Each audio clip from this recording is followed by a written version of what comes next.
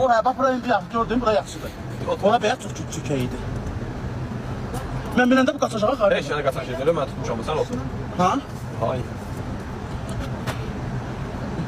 Onun bir dalı bəyər elə dalı. Ayaq bəri gəl. Ha, yaxşı. Dur bu çıxlarım. Hani min tutacağım bakalım. Hem de hayal kesirde bir su bu tarafa.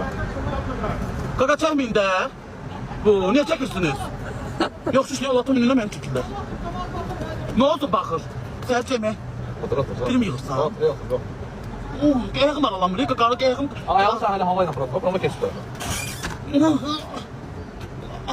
Yok, otur. Otur sen. Evet, sağ ol. Yanaştır. Oy. Ayak var bence. Yok, ne? Buradan asıl. Buradan asıl. Ayağını kesiyor bura. Ayağı koy. Oy, qaqa yıkılacağım. Yok, ne bitiyor? Hadi buradan tut, buradan Yox, tut. saxlayın. Atın saçından tut, atın saçından yapış. Kulağından yapış. Oy, yox. Atın kulağından Ay, yapış. vallahi yıkılacağım, ay, görürsün, mən ağır adamam. Yox, saxlayın. Bundan yok, buradan. Ha bak, hala buradan. Bir daha böyle. Bu biraz. Yox, bu atın boynunu saxlayın da, boynunu. Atın boyundan baştan düz oku. Yox, məndən düşürəm. Düz oku. Ay, bir saat atın, düşürəm. Hə, saxla. Saxla, nətə düşəcəm? Oo, limon düşürtmek var ya kaka burada. Yox, mən Sağ ol. ürəyim gedər Allah'ın dostu. Ha? Saldım. Oy. Tutmadım. Evet, kaka birini kaka. Dur, benden yapmayacağım. Oo, bir, o. Oy, Allah'a köməyə getdi.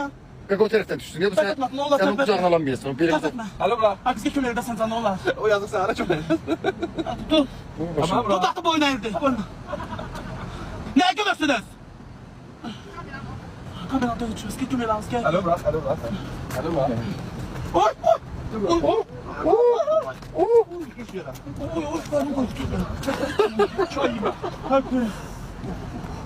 Al, yine at. Yo, bilmem. At ufak geçti. Bilmem.